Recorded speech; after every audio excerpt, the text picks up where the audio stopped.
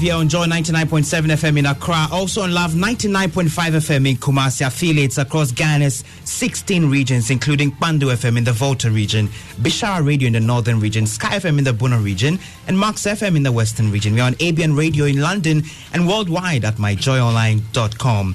Coming up, media managers and experts make a case for the industry to be prioritized in stimulus package announced by government in the wake of COVID-19 pandemic. We're on the front line. I'll be surprised if the media is not part. There's been a COVID impact on them. And so, yes, government has an obligation.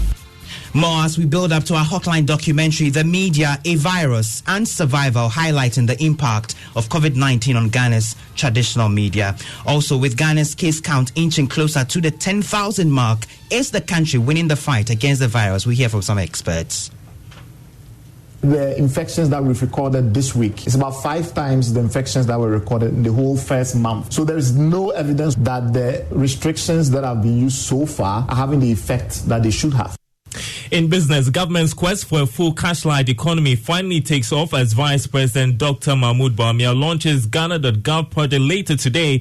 More coming up at 6:15. And we find out how life is turning around for a pregnant woman in the Upper East region of Ghana who faced stigmatization despite recovering from COVID-19. The only thing she has is she eats a lot. But she's healthy and strong. I can say I'm the most happiest woman in the world. We have details of these and other stories in the package. Thank you for joining us. Let's begin from here. And media managers and experts are advocating for the industry to be prioritized in the stimulus package announced by government for businesses adversely affected by the coronavirus pandemic. Many businesses have been hit hard, and media organizations, which have not been left out, have had to resort to cost-cutting measures, including laying off staff. Listen to managing editor of a Daily Dispatch, Benefson, Dean of the University of Ghana's School of Communications, Professor Audrey Gajekpo, and General Manager of City FM and City TV, Bernard Avle, making a strong case for the media to be supported in our latest hotline documentary titled The Media, a Virus and Survival. I'll be surprised if the media is not part. Some of the SMEs, they sit in the comfort of their homes. We go out and won't be some of those who be getting the stimulus packages. They've not been even half through what we go through. Media is a business, and like many businesses, there's been a COVID impact on them. And so it really puts that business in a very vulnerable situation. There's no point in letting people go and sit home, then you give us 600 million to share, to do what with. So I really think that the main support the media needs, at least private media, is some reprieve on the side of government statutories. Then we can keep people in a job.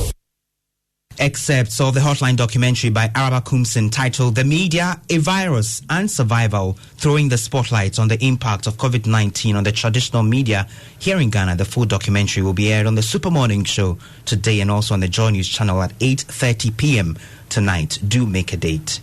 Now, with Ghana's case count inching closer to the 10,000 mark, is the country winning the fight against the virus? That's a question many are expecting to find answers to, and experts and commentators have been asking. In the following report, we hear from some of them.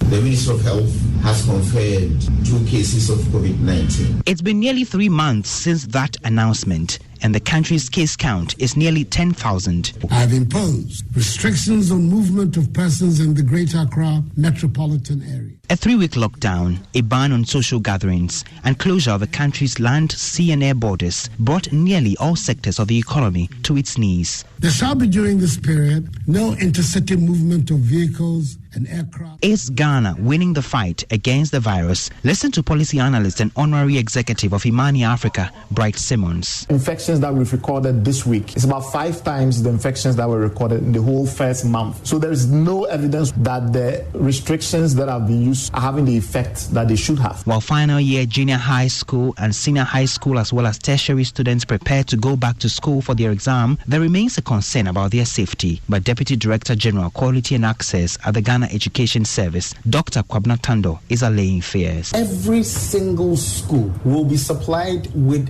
hand-washing facility. In no time, Ghana's case count will hit 10,000. But virologist with the Kumasi Center for Collaborative Research, Dr. Michael Owusu, says Ghana is doing a good job. We are quite doing very well within sub-Saharan Africa. We have one of the lowest deaths, and that tells you that we are very much ahead. He is, however, urging caution. We need to do more, especially going into the phases of easing. Once you ease, people who have not yet been exposed will become exposed and they will be infected. As we ease, we have to adhere to these precautions. Dr. Michael Osu is a virologist at the Kumasi Center for Collaborative Research, ending that report. Now, Matilda Agamu, a pregnant recovered COVID-19 patient who was stigmatized by members of her community in Bolgatanga in the Upper East region, has now given birth to a healthy baby girl. Matilda was the first coronavirus patient in the Upper East region. But despite having been treated, declared recovered and discharged, she was stigmatized together with her husband. Now, 2 weeks after delivering her baby, Matilda says things have generally turned around for her family. Albert Sorry went back to meet her. Matilda was left almost alone and unable to trade as a result of the verbal abuse from some of her colleague traders. But today, 2 weeks after Matilda delivered her baby, she and her family are happier. Ever since Mr. Albert Sorry came to my house, things started turning around for our good. Later on, Mr. Kojo Yansen also came with Honorable Isaac Adongo. Matilda adds, since Joy News first reported about her plight, she has received donations in cash and kind. Matilda tells Joy News the arrival of her baby had exceeded her expected delivery period, and so she eventually had to undergo a cesarean section to deliver. But nothing about her previous COVID-19 status was ever mentioned by the doctor. She's healthy. She eats a lot. I can say I'm the most happiest woman in the world.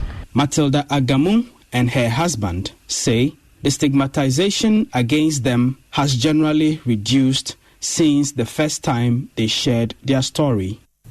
Albert Sorry's report there. Congratulations to Matilda Agamu. Now, award-winning gospel artist Dinah Hamilton is lamenting theft of intellectual property of artists by bloggers and other websites as entertainers continue to feel the brunt of COVID-19. According to the Money or hitmaker, other people rather than the artists themselves benefit from their sweat and millions of CDs invested to produce music videos. She was speaking on the Beyond the Lockdown show on the Joy News channel with MFR Pau from her base in the United Kingdom.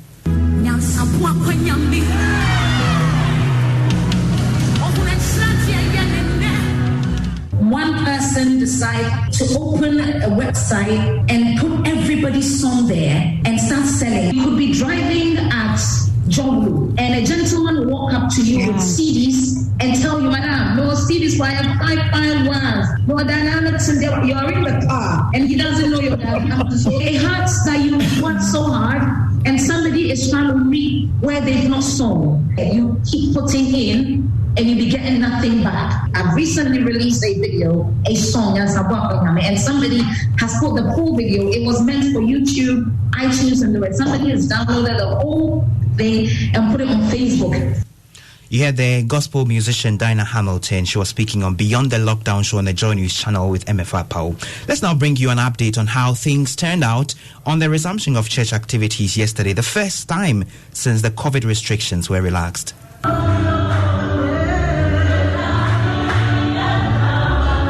A medley of praise. Congregants stood more than 1 meter apart. They did not dance. They did not sing out loud. There was no waving of handkerchiefs in the air. But there was something to be grateful for. But the fact that now we can meet.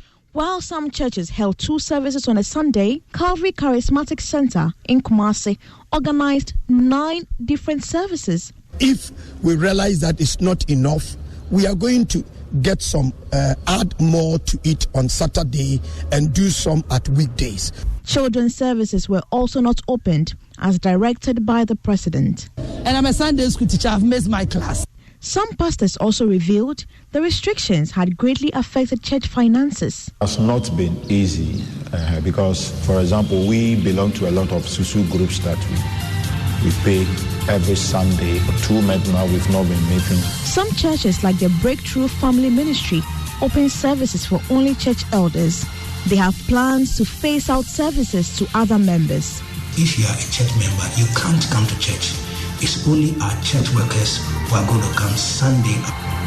That's a wrap of how it panned out in some of the churches across the country yesterday. That's it for the bulletin. But our Arrival Live tip for today: do not get behind the steering wheel to drive if you feel fatigued or unwell. Also avoid driving under the influence of any drug. It could cloud your